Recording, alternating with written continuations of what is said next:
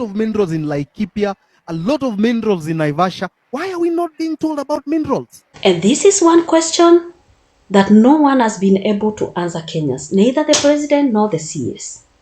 Guys, I have put together a couple of videos, and in this video, I'm going to show you exactly a couple of allegations about the whole issue of minerals. First and foremost, it is no secret that Kenya has coltan, niobium, and rare earth minerals. That is first, let me put that to rest.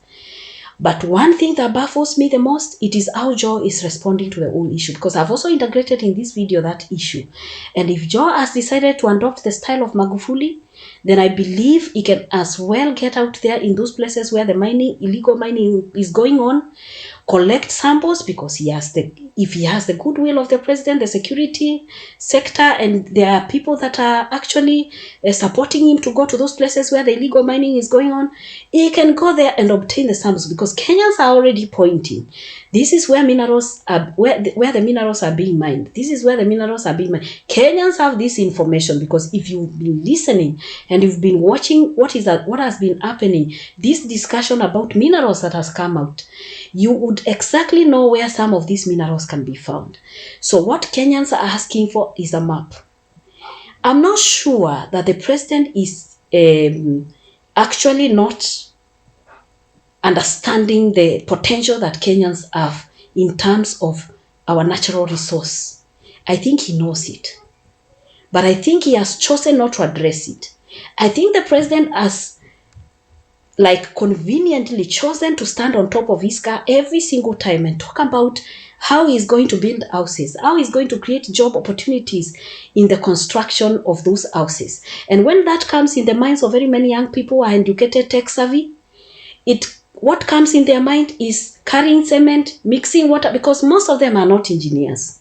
Most of them do not have those skills of building those houses. And this is not to say that such kind of jobs are not good jobs for anybody. No, I am just trying to imply that we have a better opportunity to actually extract these minerals that we've been talking about, add value, create industries that Kenyans can actually work in, instead of sending Kenyans to toil, the young people to toil, to tire. It takes a lot of energy to work in different countries, to send young Kenyans to Saudi Arabia, to send young Kenyans to Europe, send young Kenyans, oh my God, to the US. And to the extent that the president feels some Kenyans have refused to take up those job opportunities that he's providing in other countries.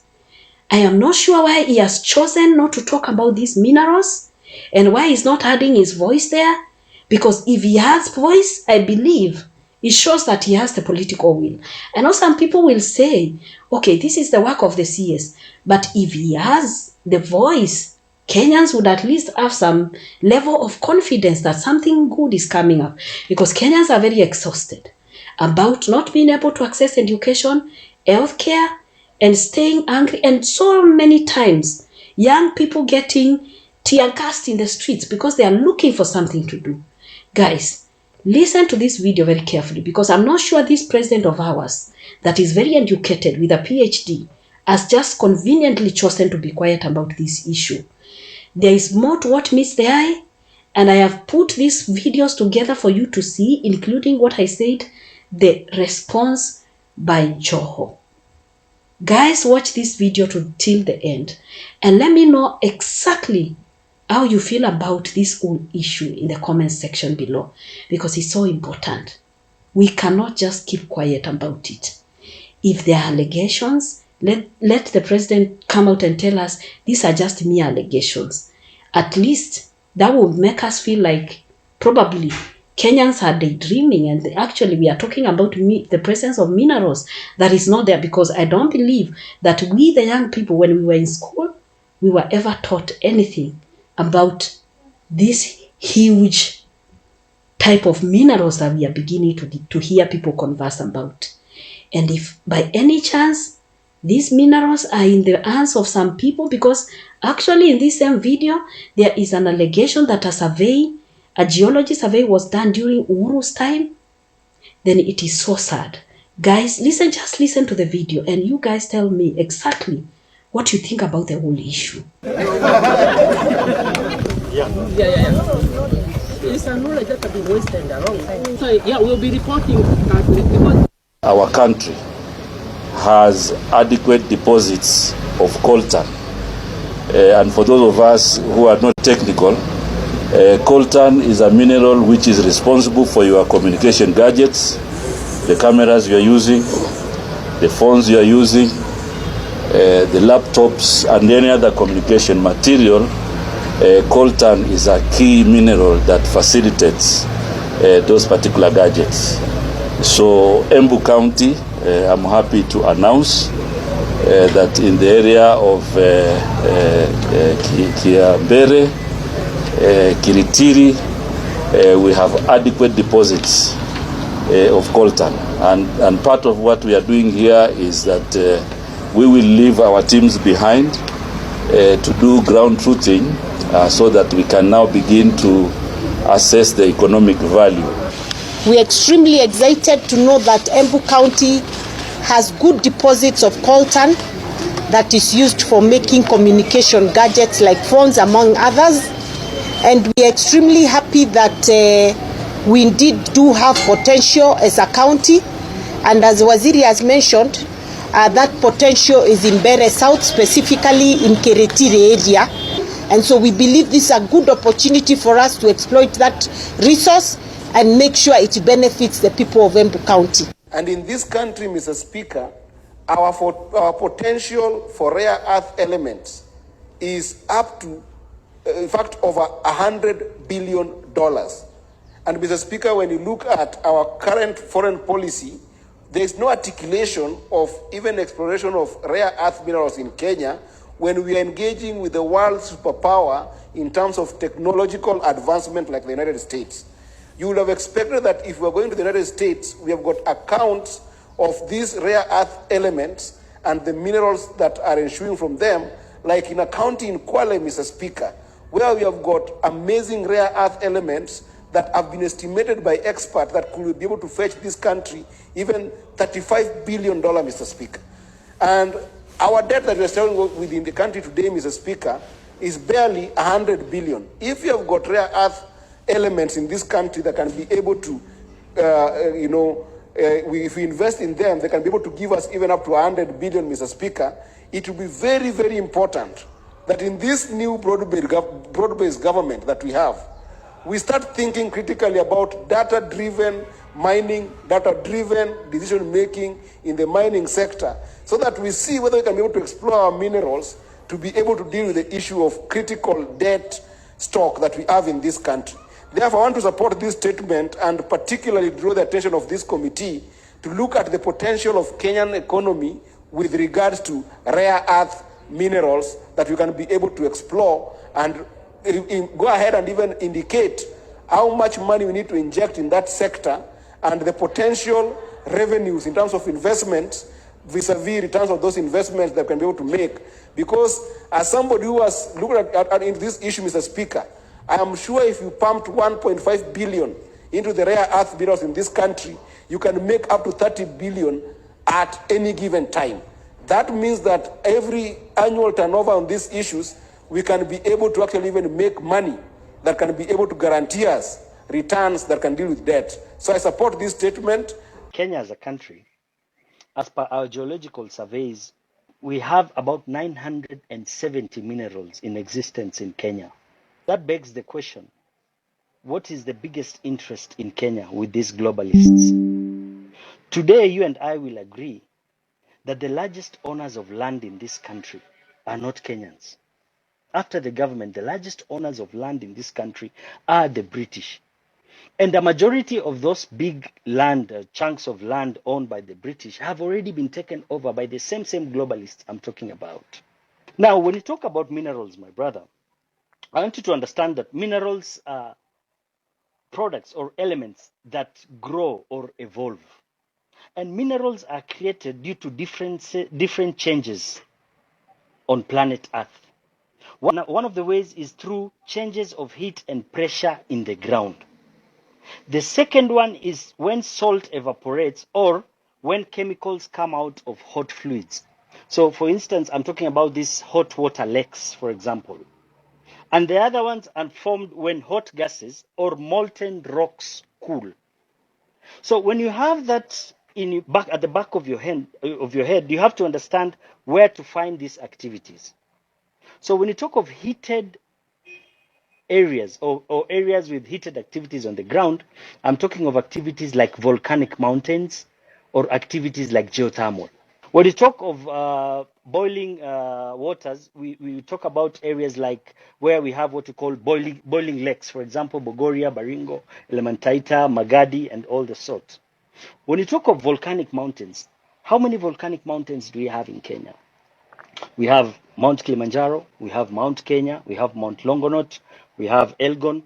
These mountains, as much as they are not active, but deep down, the volcanic activity is still taking place. It's only that it is not active. So you ask yourself, where do we have these activities in Kenya? When you talk of the volcanic mountains, we have one in Kilimanjaro, we have one in Naivasha area, and one in Mount Kenya area. The boiling lake activities we have in Baringo, Bogoria, Elementaita, Naivasha area, and in Magadi. So you come and ask yourself in this country, having said that the largest owners of land in Kenya are the British or these globalists, you ask yourself, where do they own these chunks of land? All and the majority of the largest chunks of land owned by these people are either in Taita Taveta, either in Laikipia, Nanyuki, Mount Kenya area, or in Naivasha area. A huge majority are now moving towards Baragoi, Baringo, Bogoria, Kuresoi, Suguta Valley area. And that is because of these natural activities happening in the ground. Kenya is a very wealthy country.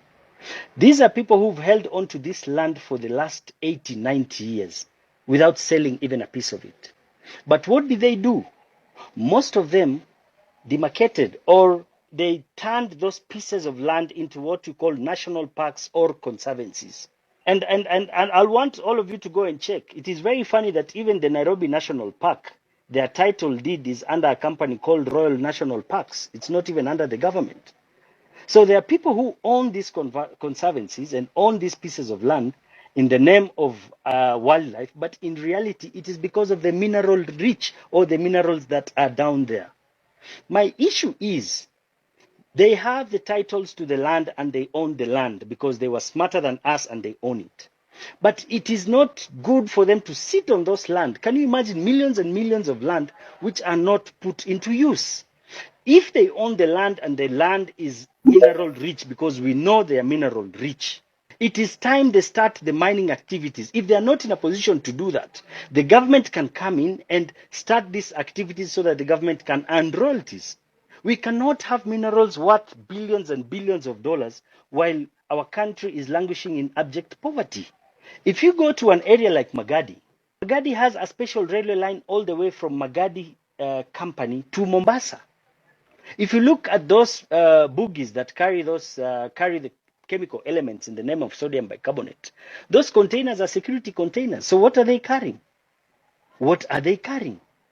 If minerals are formed due to these activities, and this is where these activities are, and these are people who've been mining there from 1920s. One of my main fields or my specialty is in geology. I understand minerals very well. And I'll tell you, I know the minerals that I exist am in shocked. that area. So why are they not coming out clean? Why isn't the government looking into this issue I am critically? shocked. During Uhuru Kenyatta's time, we were told that the military conducted what we call a geological survey. So where is that report? Why haven't they shared with us for us to know and understand what is there so that we can also apply for these licenses? This country is rich in graphite, iron, copper, coltan, manganese, gold, diamond, name it, cobalt, thorium, nickel, chromite, lead, zinc, all these minerals we have in this country. But why are we languishing in abject poverty? It is because we have a government that does not understand how to take this country forward. It is because we have a government that are so material oriented and they're not ready to help this country move forward. Remember, issues to do with leadership is about guidance and problem solving. Today we are in this debt trap. How do we come out of it? If these people have the titles to this land, why don't we? Rumor has it, majority of these areas where we are being told that there is banditry, it is not actually banditry. The reality is human displacement that is happening there. There's so much deposits of hydrocarbon and minerals even to do with uranium in this country. But why aren't our leaders speaking about these things? We don't mind them owning the mines. Yes, they can own the mines, but let them put them into work. Let them not mine in secrecy. Once they put them into work, they're going to create employment. They're going to build amenities around the area. And that is where we will solve our problems. Remember, economic liberation should be our core objective in taking this country forward. Economic liberation. The biggest problem we have in this country. Yes, economic liberation. You're the ones who are supporting illegal mining. So you come and test sample for just anybody who doesn't disclose the source.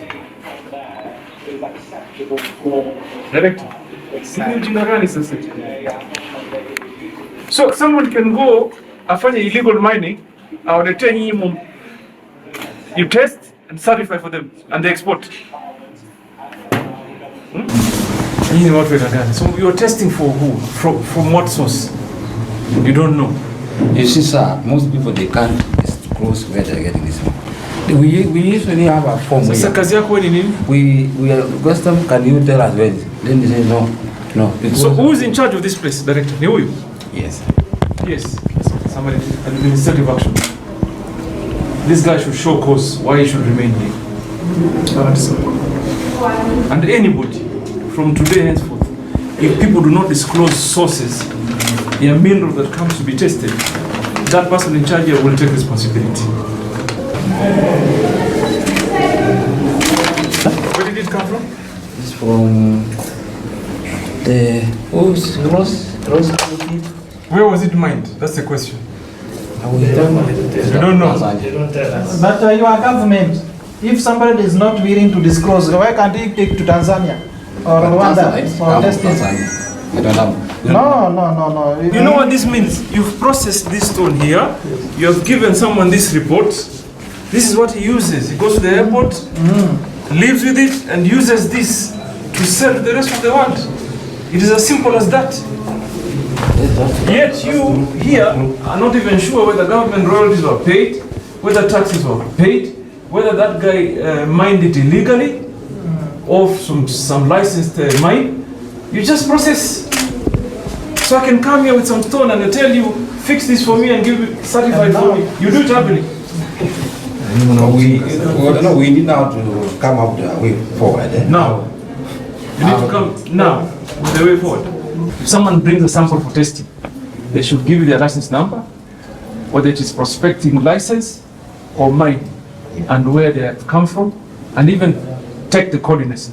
Because it is that information we will even use ourselves to see if we're being paid the right royalty and dues. It also helps us to know where the minerals are. Yeah, but you're not doing it, and you know you need to do it. From what we have seen in terms of processes, I don't even think you collect adequate data. Like you don't even know where minerals that you test come from. You just have plans. We want to do. What have you done? Hii mambo tuko na hii mpango tuna hii sasa inatusaidia nini? Okay, tell me after we leave today, what will you do? The thing that is killing this country as far as minerals exploitation is that illegal mining. Of course, after illegal mining, smuggling of minerals. 3, Aziri has said about the staff, those who are here. There's a responsibility to know who is here. If they are not here, where are they? So I don't know how we supervise, we clock in those people, because if they are not, they are professionals, they are honored. If they are not here, they are then doing other jobs. The cadastre, the server is in Konza, but the vendor is Landiforious. Is Landiforious South Africa. The officer in charge. I'm the officer in charge of the cadastre. So you're the one who allows double pegging, and illegal pegging. It is my officers if those things they do occur. Instead of uploading this, I upload this. Yes. So, Yes. kupaka pamoja ndani. Tuko pamoja. I want you to explain to me how that can be a dispute. Aziri had told me he doesn't want to entertain those nonsense. If you receive application today in the system, because we have staff, Yes, yes. can you in the evening, within 24 hours, 48 hours, go through it, then you reject there and then, so that somebody will not hold a space looking forward to processing the other documents in future, and then they claim there's a dispute. Can we deal with those things immediately? We can deal Because with there are not many documents you are looking for. If you are rejecting, you reject within the 24 hours on application. You entertain those people because anybody that comes anakuja na bahasha yake. So as it doesn't matter, they are kujani tu because wengine wenu wanapokea tu hiyo sasa bahasha ya kwanza alafu wanaacha vita iko baadaye ama sio. Now prove me wrong. How long should we take to get the list of illegal mining across the country using your network of airports? in 1 week's time. That you tell them, no, they have those in data.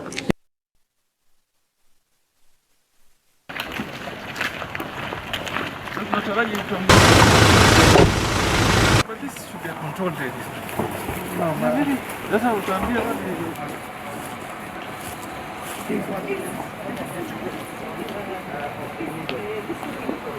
So you clean this up. For example, even Kenyans need to know the minerals they have. Yes. So you do a nice setup so that at a house and then in Madini house, so you see what you have. Madini house when Coltan. Hii ni gypsum ndio inaleta shida. Na hii ndio quartz. Hii ni quartz. Hii ya katikati. Hii ni inaitwa quartzite. Clients who bring the samples. Shows one that has been, how it's been booked, has been paid. Show us this particular. Yeah, those that are here. These ones, plus how it was booked, how it was paid for, yes, and the receipt. We don't have receipts.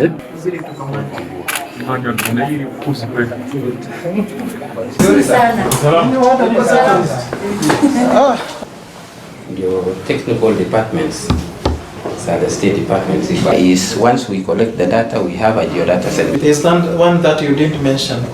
Anytime there is earthquake,